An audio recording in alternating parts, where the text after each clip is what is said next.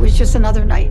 I was at home, I was upstairs in our bedroom, and I'm lying in bed. I see 3 lights pop up. I grab my video camera. I run outside on the balcony. On the night of March 13th, 1997, the skies above Phoenix, Arizona, became the stage for one of the most chilling and controversial UFO sightings in history. Thousands of people across Nevada, Arizona, and even parts of Mexico stood in awe or terror as an enormous silent formation of lights hovered over their cities and homes. Some saw a V-shaped craft. Others witnessed a massive triangular formation blotting out the stars, while some claimed to have experienced something otherworldly. To this day, the Phoenix lights remain a mystery, leaving behind a trail of speculation, conspiracy theories, and official government explanations that many find difficult to believe. The first reports of the lights came from Henderson, Nevada, at around 7:30 p.m. A man reported seeing a giant V-shaped craft moving silently across the sky. It was massive, he later told reporters. Bigger than anything I'd ever seen before. No sound. Just there. Minutes later, similar reports began flooding in from Prescott, Arizona. Witnesses described seeing a similar formation, a series of bright, orb-like lights arranged in a perfect V, gliding through the night sky with eerie precision. Then, at approximately 8:30 p.m., the phenomenon reached Phoenix. Hundreds, if not thousands, of calls flooded local news stations, police departments, and even the National UFO Reporting Center.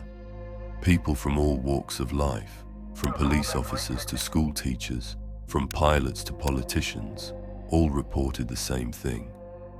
A massive, dark craft moving slowly over the city, blocking out the stars and making no noise whatsoever. One of the most chilling testimonies came from a former air traffic controller, Richard Curtis. "I've been working with planes for over 20 years, he said in a televised interview. This thing, whatever it was, didn't move like any conventional aircraft. It didn't register on radar. It was something else, something not from here." Then there was the case of a Phoenix resident, Jenny Reynolds, who was sitting on her back porch that night.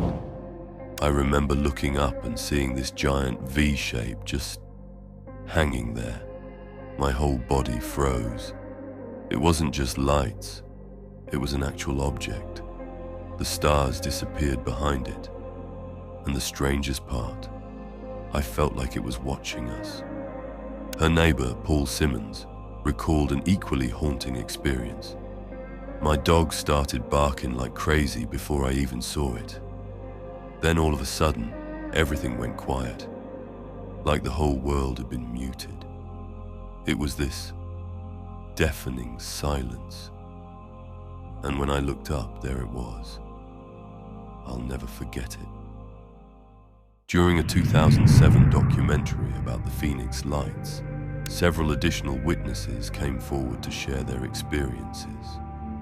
Tim Lay, a former construction worker, recalled, "At first I thought they were military planes flying in formation, but as they got closer, I realized it was one solid object.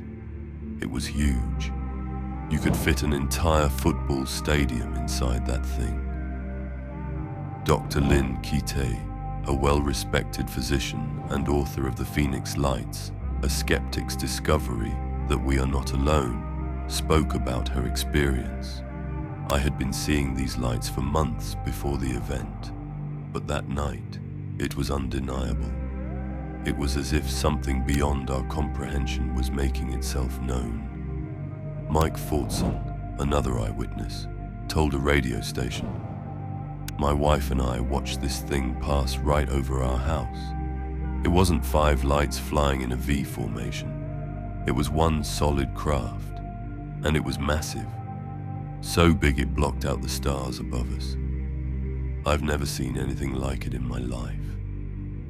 Another witness, a retired military officer named John Masters, gave a particularly striking statement. I've seen stealth fighters, bombers, all kinds of experimental aircraft. This was nothing like that. It didn't move like a plane. It didn't make a sound. I was trained to observe, and I can tell you this thing was not ours. David Parker, a retired police officer, recalled the moment he saw the lights. I was driving home when I noticed cars pulled over along the highway. People were standing outside, staring up. I followed their gaze and saw it, a massive, silent structure slowly moving above us. I've never seen so many people in shock at once. Melissa Carter, a former aerospace engineer, was another reluctant witness. I didn't want to believe it at first, but when you see something that defies physics as we know it, you can't deny what's in front of you. Despite the overwhelming number of reports and eyewitness testimonies, the government's response was swift and dismissive. The US Air Force attributed the lights to military training exercises, specifically flares dropped by A-10 Warthog aircraft over the Barry Goldwater range. They claimed that the flares, slowly descending with parachutes, gave the illusion of a hovering craft. But for many, this explanation didn't hold up. Witnesses adamantly rejected the flare theory, stating that the lights were moving in perfect formation, that they were part of a solid structure, and that they made no sound. Additionally, the lights were reportedly seen before the military claimed to have conducted its training exercises, raising suspicions that this was nothing more than a poorly executed cover-up. The most infamous response to the Phoenix Lights came from then Arizona Governor Fife Symington. In a press conference meant to calm the public, he jokingly brought out a staff member dressed in an alien costume, mocking the growing hysteria. However, years later, Symington changed his stance. I apologize for making light of the situation. The truth is, I saw it too. It was otherworldly. As a pilot and former Air Force officer, I can say with certainty, this was no aircraft from our inventory. His revelation reignited debates and further fueled suspicions that the government was hiding something far greater than a simple military exercise. Theories surrounding the Phoenix Lights range from the plausible to the outrageous.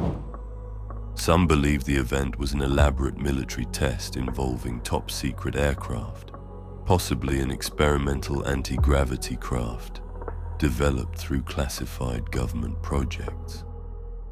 Others argue that it was a full-blown extraterrestrial encounter, with some even suggesting that the lights were part of an attempt at first contact.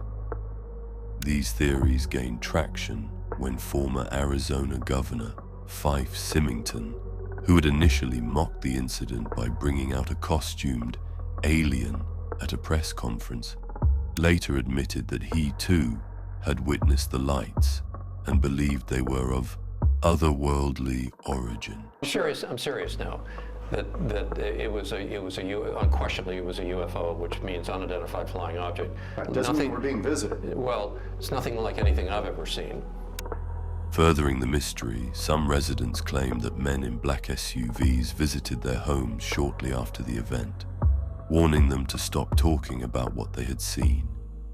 Others report strange phone calls, disappearing evidence, and even threats aimed at silencing witnesses. Stanton Friedman, a well-known nuclear physicist and UFO researcher, commented on the incident. If you look at the evidence, the Phoenix Lights were not flares. There are reports of radar signatures, testimony from credible sources, and photographic evidence. The government's explanation simply doesn't hold water. Other UFO researchers, such as Nick Pope, a former UK Ministry of Defence investigator, stated, "When you have a case with this many credible witnesses, you have to ask, what exactly did they see? And why was the official response so dismissive?"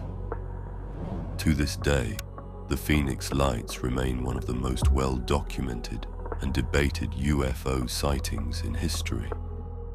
The lack of definitive answers, coupled with the sheer number of credible witnesses, keeps the mystery alive.